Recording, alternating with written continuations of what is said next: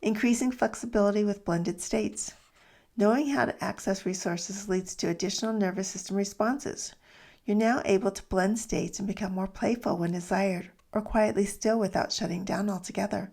Blended states are two nervous system states coming together to create more options for how we show up in the world. Play is a blending of ventral vagal and sympathetic states. The vagal brake is the heart's built-in pacemaker. This is a sinoatrial node.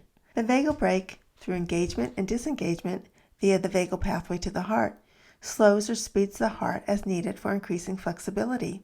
Children with a poorly functional vagal brake have a difficult time with transitions and slowing down after upbeat activities.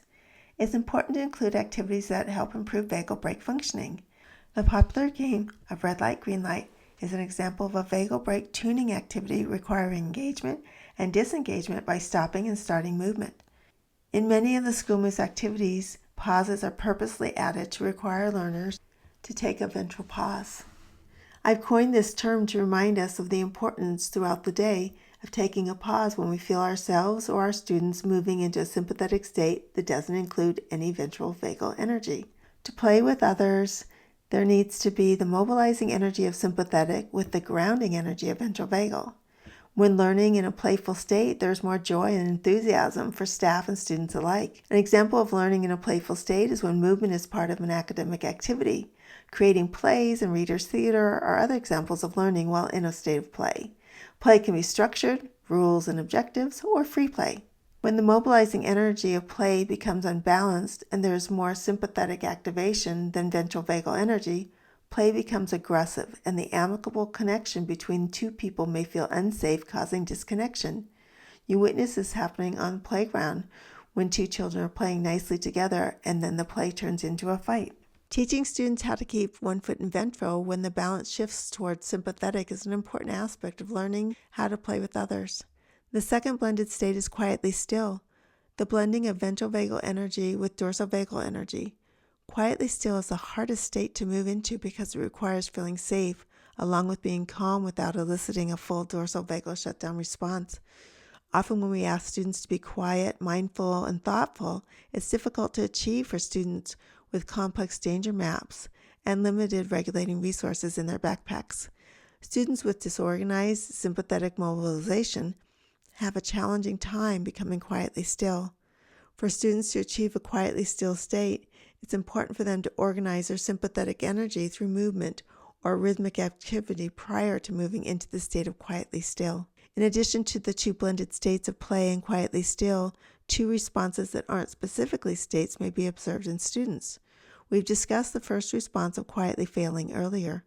Quietly failing students may be internally stressed, have complex danger maps, and lack the words to express how they feel.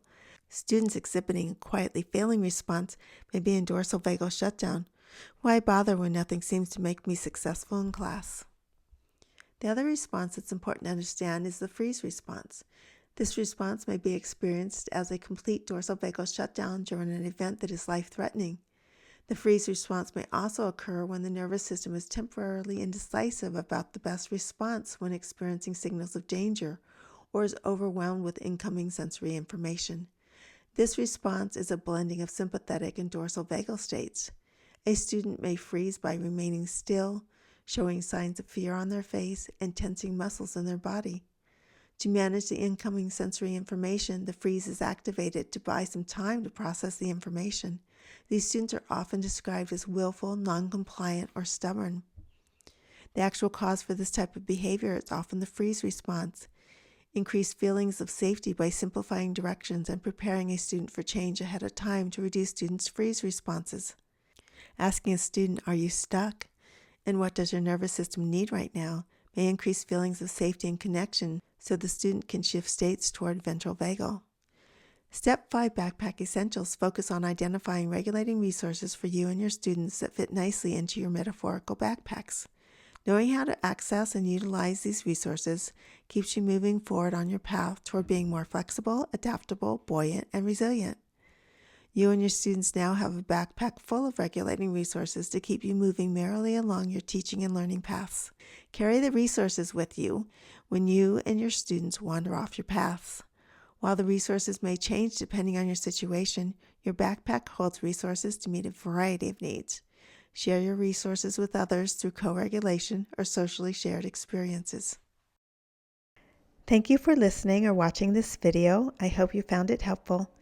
If you did enjoy the video, it really helps if you give it a thumbs up and subscribe to my channel if you haven't already.